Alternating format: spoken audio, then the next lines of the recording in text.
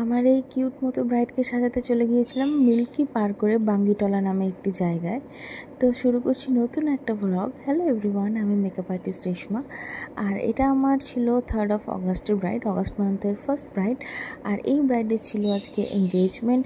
Weather তো তোমরা দেখতেই পাচ্ছ, ভীষণ সুন্দর ওয়েদার ছিল, মানে বেশ বৃষ্টি বৃষ্টি, খুব ভালো লাগছিল আর কি ওয়েদারে। এসির দরকারই ছিল না গাড়িতে, এতটা ভালো লাগছিল। আর ঝিরিঝিরি বৃষ্টি, কিন্তু এবার প্রবলেম হয়ে গেল কি না, রাস্তা আমরা গুগল ডাইরেকশন দেখে যাচ্ছিলাম, আর যেতে যেতে মিল্কির যেই বড় মসজিদ আছে সেই মসজিদের পাশ দিয়ে আর কি নেমে যায় একটা নিচের রাস্তায়। আর সেই রাস্তায় এমন রাস্তাতে যাচ্ছিলাম যেন মনে হচ্ছিলো হরর মুভির যে শুটিংগুলো হয় ঠিক এই ধরনের একটা রাস্তা। চারিদিকে ধুধু ফাঁকা, শুধু আমবাগান আর আমবাগান, কোনো লোকালয় নেই, কোনো লোকজন নেই, কোনো কিছু নেই। এই যে তোমরা দেখতেই পাচ্ছ, মানে এই সময় কেউ যদি আমাদের গাড়ির উপরে যদি হামলা করতো, মানে ক্ষমতা ছিল না যে চিৎকার করে হোক বা আর কিছু করে হোক নিজেদেরকে বাঁচাই। তারপরে যাই হোক লোকাল মানুষের সাহায্য নিয়ে আমরা আবার অন্য রাস্তা দিয়ে সেখান থেকে ফাইনালি বের হতে পেরেছিলাম। আর এখানে পৌঁছে গেছি ব্রাইডের বাড়িতে।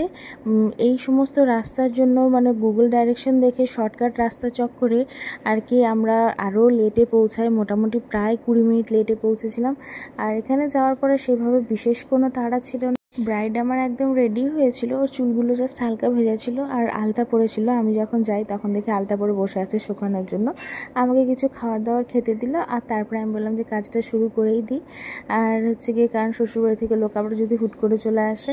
তো ব্রাইডের এখানে দেখো দুটো ড্রেস ছিল, একটা শাড়ি একটা লেহেঙ্গা। তো ব্রাইড আমাকে বলেছিল এমনভাবে আমি যাতে ওর মেকআপটা করে দিই যাতে দুটো আউটফিটের সাথেই ম্যাচ হয়ে যায় সুন্দর করে। তো বাস আমি সেইভাবে করেই করে দিয়েছিলাম। আর ব্রাইড আমাকে বলেছিল ওকে যাতে পিঙ্ক কালারের ব্লাশার বা পিঙ্ক কালারের আইজ না করি, ওকে পিচি টাইপের টোনটা যাতে রাখি, ওটা ওর আর ওর হাজব্যান্ড দুজনেরই পছন্দ। আর এরপরে দেখো মেকআপ অলমোস্ট এখানে কমপ্লিট। ওর আই মেকআপটা পার্সোনালি ভীষণ পছন্দ হয়েছিল।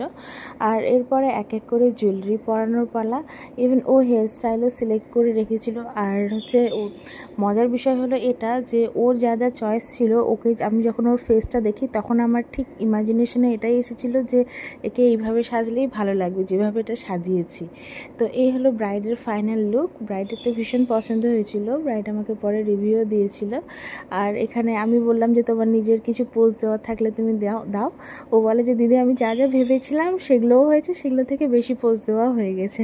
তো এই হলো ব্রাইডের ফাইনাল একটা লুক। তোমাদের কেমন লাগলো অবশ্যই জানিও।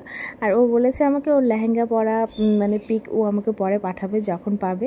এখানে সব তার ফ্রেন্ডরা আর কি তাকে দেখতে এসেছিল সব কাজের শেষে। এরপরে আমরা সেখান থেকে রওনা দিয়ে দিই। আর এবার ন্যাশনাল হাইওয়ে ধরেই রওনা দিয়েছি, কোনো এদিক ওদিক গলিতে যায়নি। এই হচ্ছে মিল্কির মসজিদ, যেটা আমার আগেও অনেক ভিডিওতে তোমরা দেখেছো। এই মসজিদের স্কাল্পচারটা আমাকে ভীষণ ভালো লাগে আর কি, আর্কিটেক্টটা। তোমাদের যাদের আমার কাছে ভালো লাগে তোমরা ডেফিনেটলি আমাকে বুক করতে পারো নিজেদের স্পেশাল দিনে। কন্ট্যাক্ট নাম্বারটা আমি স্ক্রিনে দিয়ে দিচ্ছি। আর হচ্ছে আমি মালদা, উত্তর দিনাজপুর, দক্ষিণ দিনাজপুর এই 3টে ডিস্ট্রিক্টেই কাজ করি। মুর্শিদাবাদ থেকে যারা কোয়েরিজ করছে, সো সরি ফর দ্যাট। মুর্শিদাবাদে আমি যাই না, বিকজ ডিস্টেন্সটা অনেক দূরে হয়ে যায়।